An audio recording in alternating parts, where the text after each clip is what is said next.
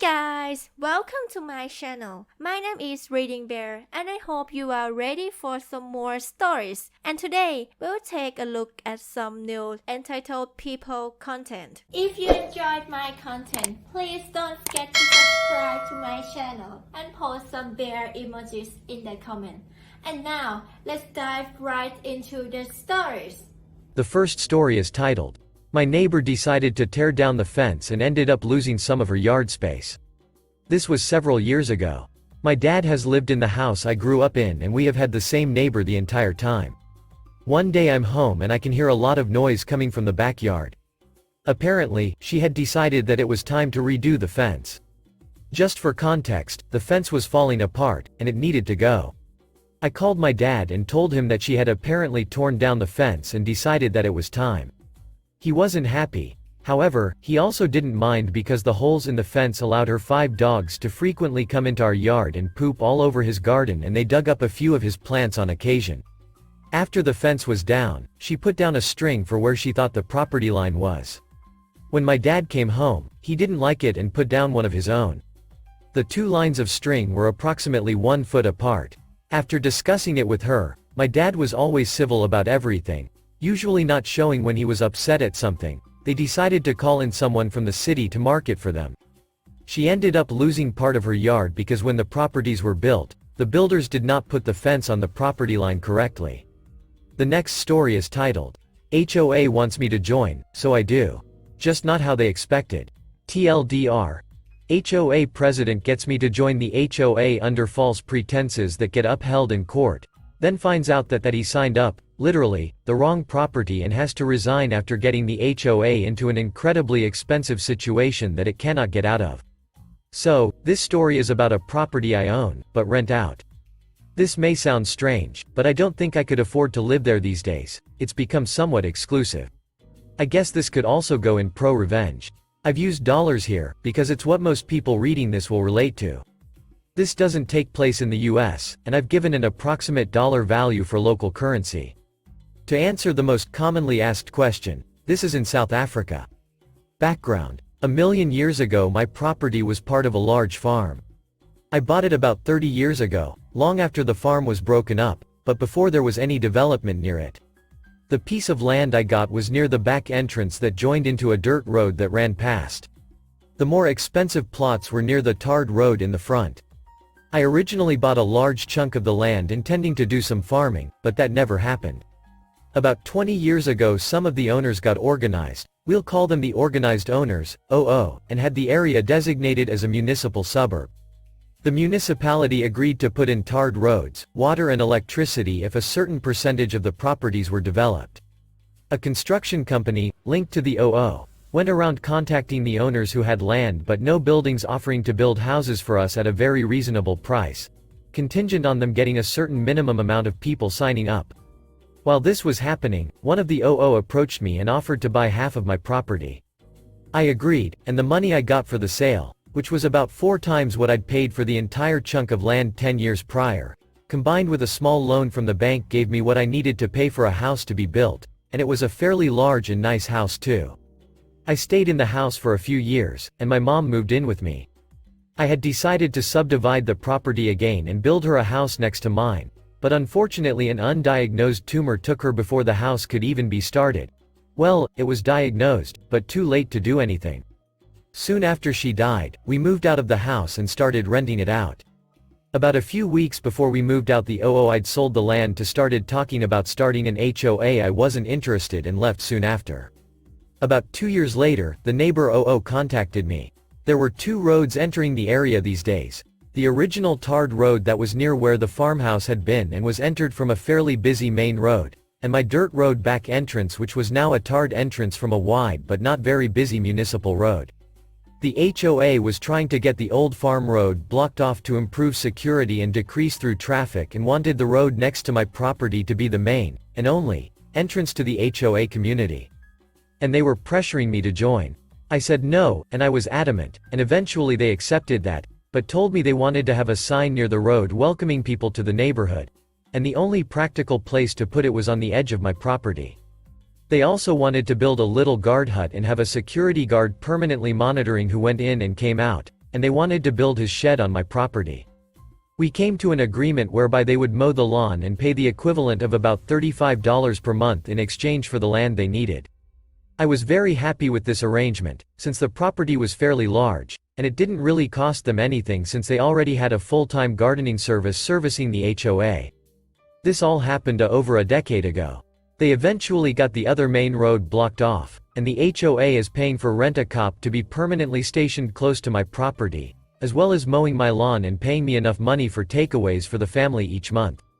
I'm occasionally contacted by members of the HOA to get me to sign up, but I'm really not interested. My property has been rented to the same tenant for all these years and everything there is going well for me. Until about 3 years ago, when someone scared the crap out of my tenant's young daughter by making strange noises and shooting a gun close to her bedroom window 3 or 4 times over about a month. This scared my tenant, and I guessed it scared the HOA because they and my tenant contacted me with a proposal. I joined the HOA and they give me exclusions from the HOA rules, including exclusions from paying the monthly fees, and in addition they will build a wall around the entire HOA neighborhood, including electric fencing and security cameras. They told me they had wanted to do this for a while but were unwilling to build the wall on property that was not in the HOA. I couldn't see the downside, and so agreed. The dishonest dealings. It took a little over a year to build the wall and get everything completed, which is quite fast. And then a month to the day after everything was done, my tenant got an HOA warning about his dogs barking. He told the HOA that while the property was in the HOA, it was exempt from the rules. The HOA told him that they had cancelled the exemptions, and that he had 30 days to comply. He contacted me, and I opened some mail I'd gotten from the HOA. I'd ignored it since I was supposed to be exempt from the rules and fees. Man, did I get a surprise. They had retroactively cancelled the exemptions and were claiming 1. That I pay late fees going back over a year. 2. That the easement agreement had been cancelled, and that they were retroactively cancelling it a year back because the HOA contract allowed them to use small unused portions of HOA members' land for the common good for free. 3. That I refund them the money they had paid for the easement over that period. 4. That I owed them money for the garden service mowing the large lawn. 5. That I would be fined for each infraction my tenant failed to remedy. This started an expensive process involving lawyers and the court system, that ended with a judge telling me that what the HOA had done was mostly legal. They had the right to revoke the exemptions, but that they had to give me 30 days notice. As I was walking to my car, the neighbor the one who bought half my land so many years ago, told me that I was stupid to have refused to join when the HOA started, as I could have been a founder member, whatever that means, and that next time I should be sure to understand the documents I signed before signing them. The malicious compliance. Neighbor was right, I should have read the contract better. Also, I was interested in what it meant to be a founding member. Spoiler. Nothing, and so when I got home, I grabbed the HOA contract I'd signed, as well as all the other documentation they had provided me with, and started reading. I was determined to break every rule I could find a loophole to break. I didn't get past the first page. While the street address of the property is used to identify it for all practical purposes, in the city records it has a unique property number that has to be used on legal records. When my mom moved in, I'd subdivided the remaining property but hadn't yet started building on it. And when I gave the HOA the easement all those years ago, it had been on the property I'd sliced off for my mom. And when the HOA set up the contract, they had simply used the property number from the easement. The next afternoon the neighbor delivered, and had me sign for 2 documents. One telling me that my exemptions would expire in 30 days, and one letting me know that the easement would no longer be required after 30 days. I think he was being a bit malicious here, because I lived about an hour away from the property, and he drove out himself. The revenge. Exactly 30 days to the hour after the HOA had given me the 30 days notice, I knocked on the neighbor door. Did I mention he was the president of the HOA, and had him sign for 2 documents? The first was that I planned to build a house on my HOA property, which confused him, and the second was notice that they had 30 days to remove from the property the guard shed, the parts of the electric boom that were on my property, as well as the sign. He tried to engage me, but I ignored him, climbed into my car and drove off. Early the next morning I got a call from the HOA lawyer who explained to me that their junk would be staying on my property since it was in an unused part of my land. I explained that I was building a house there, and that the land would not be unused anymore. I could hear the smirk as he told me that building a second house to be spiteful would not be accepted by the courts. I sure hope he could hear the smirk in my voice when I told him that the property in question did not have a house, and was, in fact, barely large enough for a house to be built and would not be large enough for any extraneous buildings. I then told him to go look up the property in question and call me back. I had sliced off just enough to be legal, which was just enough to build a small house. It took them just under 5 days to get back to me. Their lawyer told me that the terms of the easement meant that I could not cancel without their permission, so I emailed him a photo of the document they sent to me canceling the easement. That afternoon neighbor OO invited me to lunch, his treat, to discuss the problem. I said no thanks. He extended the offer again 2 days later, and again I said no thanks. Others of the original OO contacted me to try to talk. Some sounded aggressive, some sounded sympathetic. I said no thanks to each of them. Eventually the lawyer phoned and asked if we could come to some sort of arrangement. I asked what he had in mind, and he told me that he was prepared to discuss exclusions in exchange for access to my property. So, I said no thanks, and please don't call me again. About 9 days before their 30 days was up, I got a call from a different lawyer. He said he wanted to negotiate a surrender, his words, not mine. I agreed to meet him at his office the next day. I'd already had documents drawn up, and the meeting was as simple as me giving him the documents and him reading them over. My new easement offer, 1. included everything offered by the old easement offer. 2. I changed the line mow the lawn to get the property to HOA standards and keep it there since it was now in the HOA. 3. Would cost them about $500 per month instead of about $35. This amount would increase with inflation, the previous contract didn't include that bit. 4. When cancelled, for whatever reason, the HOA would have to pay me a cancellation fee of around $7,500. 5. The contract automatically terminated 30 days after a. Any disciplinary action was taken against me, my tenant, or the property. b. Any complaints were levied by the HOA against the property. c. Any legal action was taken against the property by anyone in the HOA.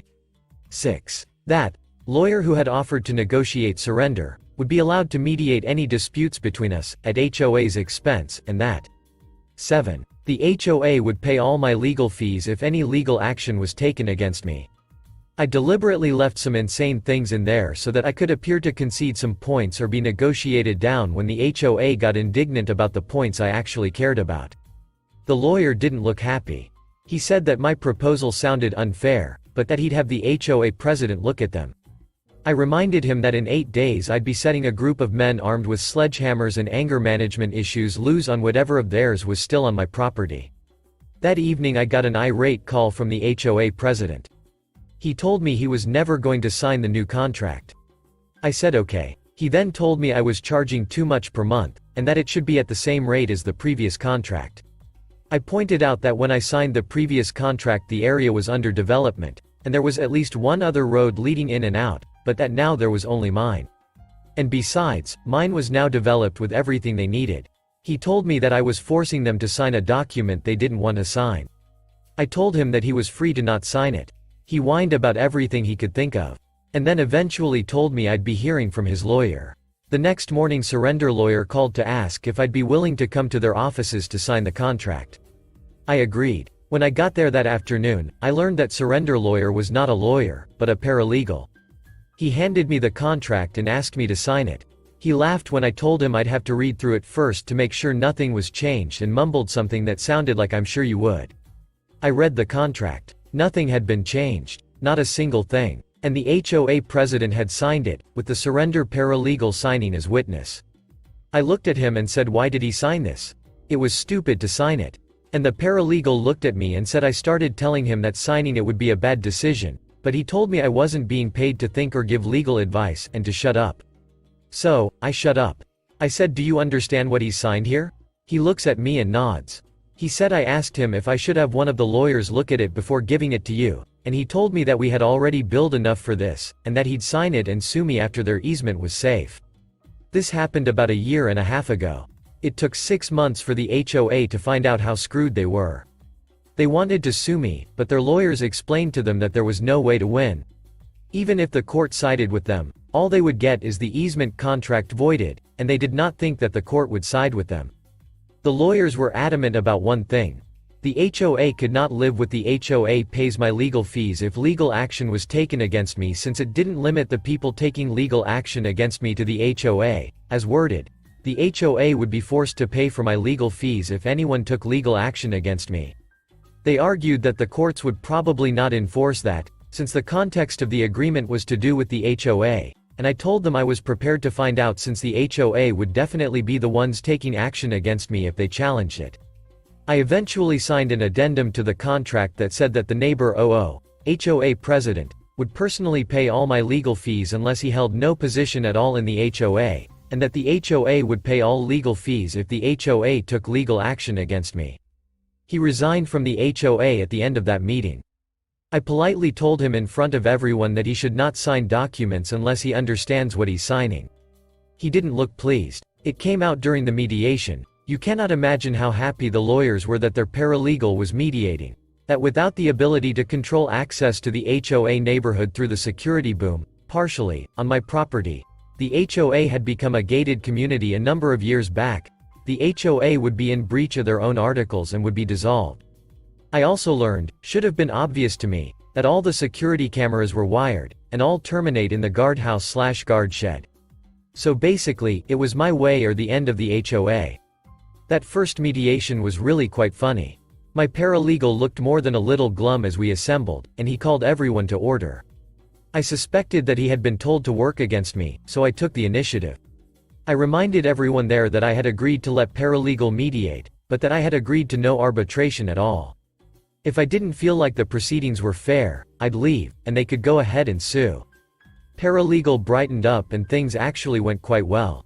I'm writing this after getting home from the latest mediation. I built a paddling pool for the neighborhood dogs. As in, I made it myself. I dug a hole, packed it with stone, and added a concrete finish. It was my first attempt, and if I say so myself, it looked, well, terrible. The HOA called for a mediation meeting, what they do now instead of taking official action. I've declined their mediation requests in the past, in which they told me, as nicely as they could, that the paddling pool was an eyesore right at the entrance of the HOA. I asked them to create a list of what needed to be fixed and how it needed to be fixed to give to me at the next meeting. The list was extensive. It basically required the pool to be rebuilt from scratch. I asked them if there was any way to reduce costs on the work. They needed to get it up to HOA standards, and they assured me there was not. I thanked them, pulled out a copy of the agreement where they had agreed to get the property to HOA standards, which I'd highlighted, and handed it to them with the list. I told them the HOA usually preferred if these things were dealt with within 30 days. They started arguing until the mediator reminded them that they could not force me to comply without causing the easement to end. I should mention that their lawyers usually no longer attend these things. They said they would get it done. I also learned a lot about Neighbor 00 today. 1. I found out that Neighbor 00 sold his property about 3 months back and is apparently leaving the country for Australia. 2. I found out that the HOA had successfully sued him for a crapload of money they had lost to his mismanagement as part of his vendetta against me. 3. I also learned that he had a vendetta against me. I have no idea what I did to upset him. I'm not sure if I will screw with the HOA anymore. I already think I'm so close to breaking them. The only thing stopping them from canceling the contract is the massive financial loss if they do.